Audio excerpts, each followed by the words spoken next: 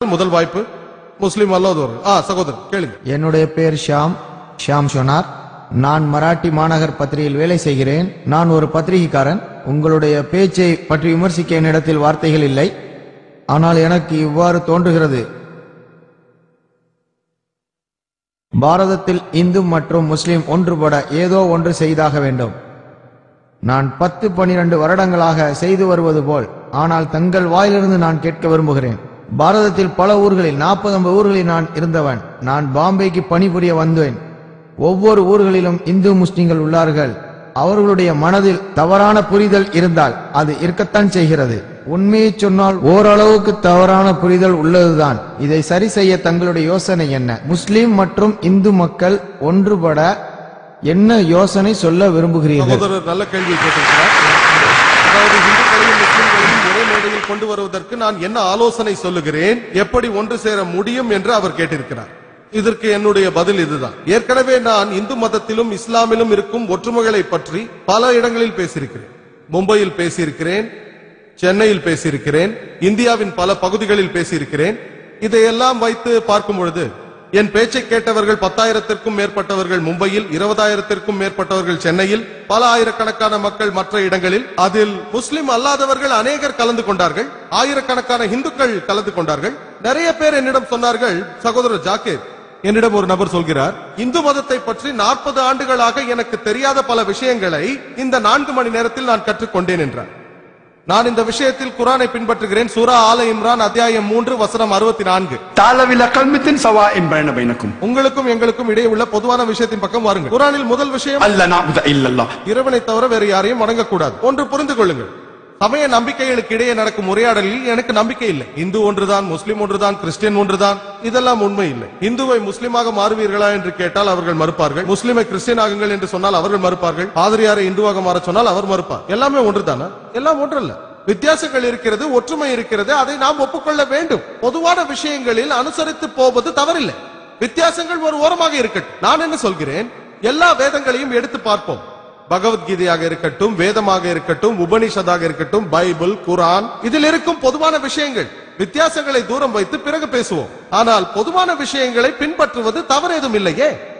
நான் பேசும் பொழுதெல்லாம் பல ஒற்றுமைகளை நான் காட்டியிருக்கிறேன். பல ஒற்றுமைகள், என் வீடியோ கேசட்டுகளை போட்டு பாருங்கள். இங்கு பல பேருக்கு அவர்கள் மதத்தை பற்றி தெரியவில்லை. இந்துவுக்கு இந்து மதத்தை பற்றி தெரியவில்லை, முஸ்லிம்களுக்கு இஸ்லாத்தை பற்றி தெரியவில்லை. பல முஸ்லிம்களுக்கு இஸ்லாத்திற்கும் இந்துக்களுக்கும் ஒற்றுமை இருக்கிறது என்று புரியவே இல்லை. அநேகர் என்னை தாக்குவதற்காக வந்தார்கள்.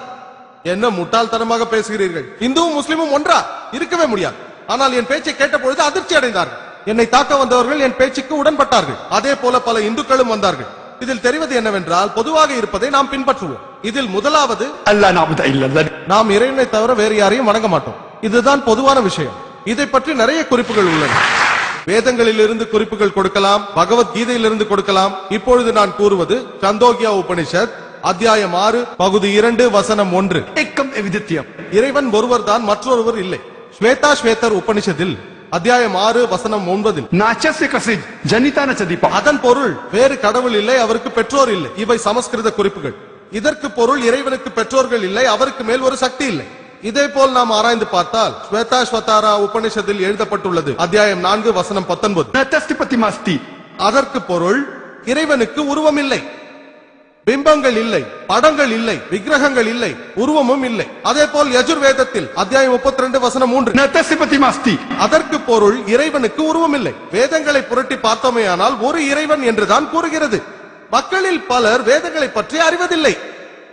நான் சமீபத்தில் ஸ்டார் நியூஸுக்கு ஒரு பேட்டி கொடுத்த பொழுது என்னிடம் ஒரு கேள்வி கேட்கப்பட்டது. அவர்கள் கேட்டார்கள், சகோதரர் ஜாகிர், வந்தே மாதரம் பாடலை பற்றி உங்கள் கருத்து என்னவென்று கேட்டார்கள். முஸ்லிம்ஸ் இதை பாடலாமா கூடாதா? நான் சொன்னேன், முஸ்லிம்ஸ் என்ன சொல்வார்கள் என்று பிறகு பார்ப்போம், முதலில் இந்து வேதத்தை பார்ப்போம் என்று. நான் சொன்னதை கேட்டு அவர் அதிர்ச்சி அடைந்தார். வேதங்களை கற்றவர்களிடம் கேட்டு பாருங்கள், வேதத்தில் இறைவனுக்கு உருவம் இல்லை என்று கூறப்படுகிறது. நீங்கள் வந்தே மாத்திரம் என்று கூறும் பொழுது, இந்த நாடு என் தாய் கடவுள் என்று கூறினார். வேதங்களை அறியாத சராசரி மனிதர்களுக்கு இதை பற்றி எல்லாம் தெரியாது, அவர்களுக்கு தெரியாது. ஆனால் வேதாந்தியிடம் கேட்டால் வந்தே மாதரம் வேதத்திற்கு எதிரான கருத்தை கொண்டது என்பார். ஏனென்றால் வந்தே மாதரம் பாடலில் 3 முறை நான் உன்னை வணங்குகிறேன் என்று வருகிறது.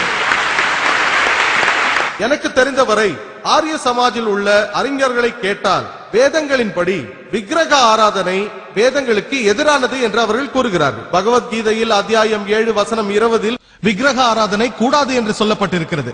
நாம் வேதங்களை பார்த்து வந்தாலும் எதிர்பாராத விதமாக உருவங்களை எல்லாம் கடவுள்களாக மக்கள் வணங்குகிறார்கள். வேதங்களை அறிந்த வேதாந்தியாக ஒருவன் இருந்தாலும் கூட இந்த பாடல் வந்தே மாத்திரம் பாடும் பொழுது தலை வணங்குகிறார்கள். இது வேதங்களுக்கும் உபநிஷதற்கும் எதிரானது.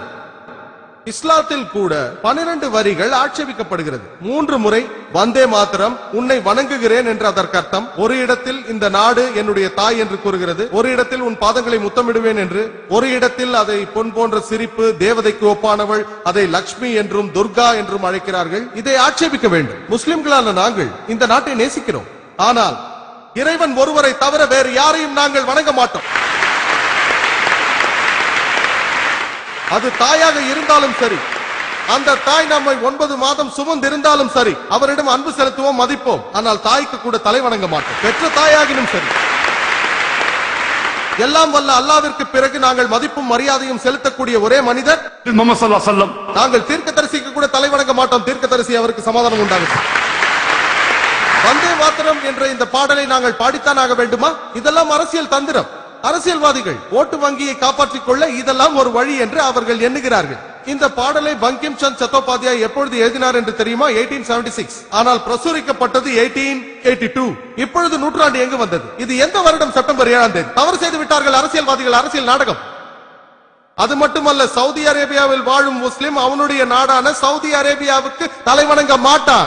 பாகிஸ்தானில் வாழும் முஸ்லிம் பாகிஸ்தானிற்கு தலை வணங்க மாட்டான். அது குற்றம். இதற்காக இந்தியாவில் இருக்கும் முஸ்லிம்களுக்கு தேசபக்தி இல்லை என்பதா? அது எங்கள் மார்க்கம். நம்மை படைத்தவன், இந்த நாட்டை படைத்தவன் எல்லாவற்றிற்கும் மேலானவன். இந்த நாட்டை நேசிக்கிறோம். தேவைப்பட்டால் இந்த நாட்டிற்காக உயிரையும் தியாகம் செய்வோம். ஆனால் இறைவனை தவிர வேறு யாருக்கும் தலை வணங்க மாட்டோம். முஸ்லிம் அல்லாதவர்கள் கேள்வி கேட்பதற்கே நாம் முன்னுரிமை அளிக்கிறோம். ஏனென்றால் காலம் குறைவாக இருக்கிறது. இந்த சந்தர்ப்பத்தை அவர்கள் அதிகமாக பயன்படுத்திக் கொள்ள நாம் துணை செய்ய வேண்டும். கேள்வி கேட்க விரும்புகிறவர்கள் காகிதத்தில் எழுதி கேட்கலாம். அதோ அங்கே ஒரு சகோதரி நிற்கிறார். முஸ்லிம் அல்லாதவரா? அஸ்ஸலாமு அலைக்கும். இங்கு கூடியிருக்கும் அனைவருக்கும் மாலை வணக்கங்கள். என் பெயர் பிரீத்தி ஷெட்டி. சார், நீங்க பேசும்போது CNN-லயும் BBC-லயும் சொன்ன மாதிரி ஒசாமா பின் லேடனை ஒரு தீவிரவாதின்னு சொல்ல முடியாதுன்னு சொன்னீங்க. ஆனா அதே சேனல்ல தான் குண்டு வெடிப்பு நடந்ததையும் அதுல இறந்தவங்களோட எண்ணிக்கையை பத்தியும் சொன்னாங்க. அப்படி அவங்க சொல்லும் போது அதெல்லாம் நாங்க நம்பலாமா இல்ல நம்ப கூடாதா? இதுதான் என்னோட கேள்வி. இதுக்கு உங்களோட பதில் என்ன? Thank you sir. சகோதரி அருமையான கேள்வியை கேட்டிருக்கிறார். புத்திசாலித்தனமான கேள்வி.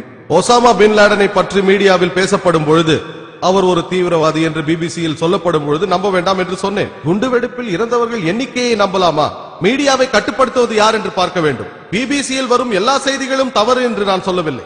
ஆனால் அவர்களது சுய லாபத்திற்காக ஒரு ஹீரோவை வில்லனாக்கும் செய்திகளை நாம் சரிபார்க்க வேண்டும். இப்பொழுது குண்டு வெடிப்பில் இறந்தோரின் எண்ணிக்கையை நாம் பார்த்தோமேயானால் கூடுமான வரையில் அவைகள் சரியாகத்தான் கூறப்படுகிறது.